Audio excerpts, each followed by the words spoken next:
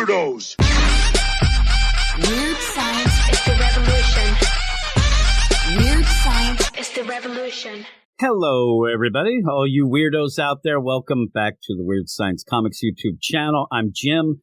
I'm going to be going through Detective Comics number 1072, written by Ram V, art by Ivan Rice and Stefano Raffaelli. A while back, a bunch of comic book writers were writing on Twitter about the types of stories they like or would like to tell. Ram V said he would love to tell an 80-issue story that has no real plot but has interesting moments, even if those moments don't really amount to much overall by the end.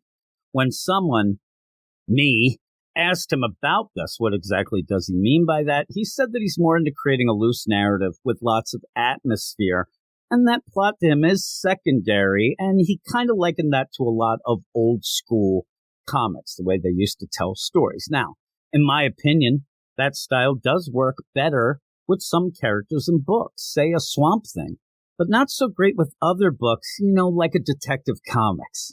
Here we are, and this is the thing. I know that a lot of people do enjoy Ram V, and they have been enjoying this Detective Comics. That doesn't make me right or wrong or them right or wrong. We're here to talk about, actually I'm here to talk about my opinion on something, but everybody else has their own opinion as well, and I'd love to hear what you think of all of this in the comments as, you listen to what I'm saying. But remember, it's no fight. There's no reason to get angry at anybody because they just have a differing opinion of you for a comic book. I mean, there's a lot of other real things to get mad at people about. But in all that, that's kind of what makes things interesting to me, that people do end up reading the same issue but come away because everybody has a different background. Everybody has different ways that they go through things. And I'd love to hear what you think of this, which leads me to say, please subscribe to the channel, like the video, enable notifications. Let me know what you think of Detective Comics number 1072 in the comments below. Now, I will give Ram V, and I'm telling you, it feels weird just calling him Ram. Ram V, I'll give him a lot of credit because you never know what you'll get with every new issue of Detective Comics. I mean, you might get magical musical boxes, Barbados, werewolves, ancient families with deeds to Arkham Asylum, reality engines, Asmers, feuds with the League of Assassins, a trip back to Revolutionary Times Gotham, Ra's al Ghul, Vandal Savage, Two-Face talking like a Victorian gentleman, and even the Orgum Place, which I still don't know what the hell it is. I talked about this on the preview show this week.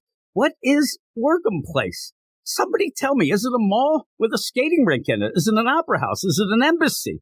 I don't know. I have no idea. Plus, wasn't it built on the Arkham Asylum grounds? But now it's in the middle of Gotham City, it seems.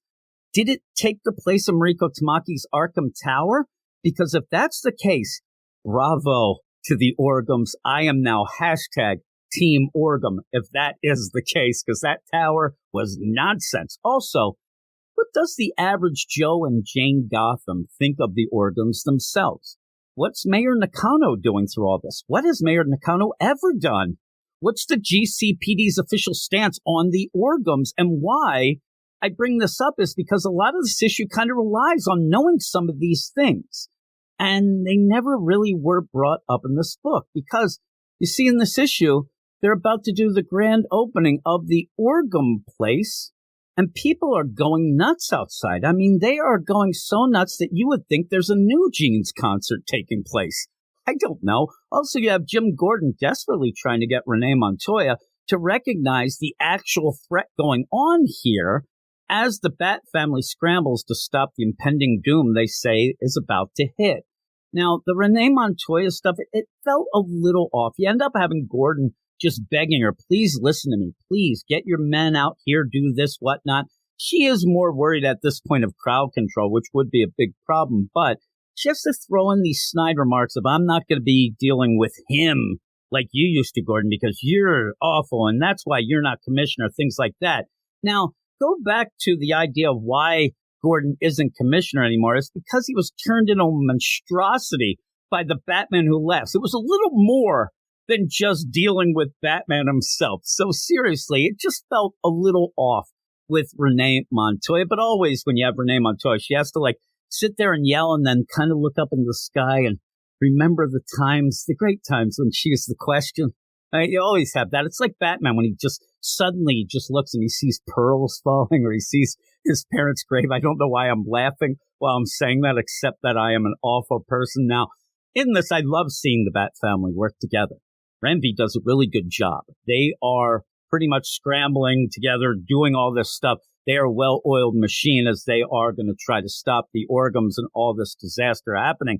And I love it because we don't really see that much in other books. And even one, say an event that's going to be happening, maybe a Gotham War, where, again, the Bat family will be fractured. I like seeing them work together. And we get a lot more action in this issue than most of Ram V's run. And that's one of the things. I'm not a guy who needs nonstop action, but it's nice to have at points. And I think that it feels pretty cool to have it right here. By the end of the issue, though, it feels more like the action is the characters yelling they're going to have to do something and then almost get to the point of doing it when we end the issue. But still, we do get more action and the Bat family working together. But all in all, I'm saying this issue is a setup issue through and through.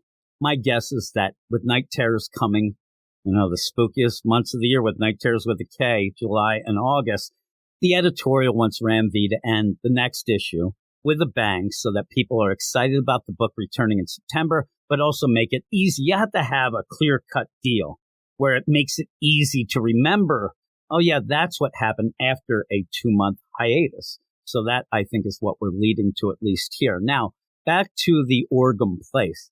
I'm not so sure we'll ever find out really what exactly it was going to be, because by the cliffhanger of this issue, it looks like it might not be doing anything going forward. And your guess is as good as mine of what this all means. I think, and my guess is that it's just an explosion and it's an asthma bomb. And we're going to have ourselves a real monster problem downtown, or as they say in Gotham, another Tuesday. Now, I did like the start of the new backup story done by Dan Waters and also art by Stefano Raffaele, which ends up giving us not the mind freak stuff that Cy Spurrier seemed to give us, but this actually feels like Dan Waters is trying to give us some solid background info on the Orgum family and specifically Prince Arzan and how he will react to his father being killed by Ra's al Ghul. And I thought that was a really good start to something and feels like, okay, he's really here to tell us some information. I'm all about that. Now, overall, the art in both the main story and the backup, really good. And the Bat family teaming up, always welcome. But while I have read and reviewed every single issue of Ram V's run, I still always feel a bit left behind with some of the details. I hope that things start tying together, but this far in, I expected to have at least one of those eureka moments. And I think you'll understand what I mean by this, where the pieces of the puzzle start coming together in a way that you realize, oh my God, this has been so damn clever without me realizing that it ends up amazing you. I haven't had any of those moments yet. A lot of the pieces of the puzzle are just still laying there on the table, and I hate putting puzzles together. I'm telling you, again, it kind of gives you that idea of why Ram V's writing doesn't work well with me. I don't have the patience to sit and do that. I get frustrated. I start jamming things together. It's like the Rubik's Cube. I get the Rubik's Cube. I'm just ripping those stickers off. Boom, boom, boom. In and out. I solved it. All I want is for people to think I solved it. It doesn't do anything for me to actually do it myself.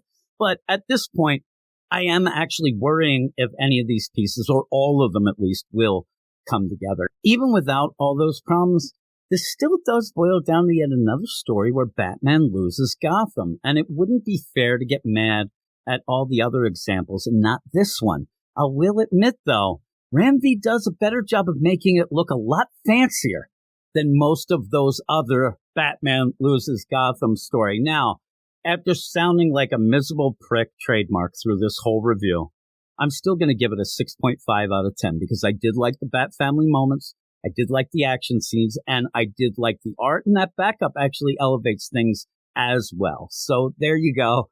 6.5 out of 10. I'd love to hear what everybody else thought of this Ram V's run or Ram V in general. Just give it to me in the comments and we'll discuss it. Not fight, discuss, but that's how we do things here with all of us weirdos and the Get Fresh crew.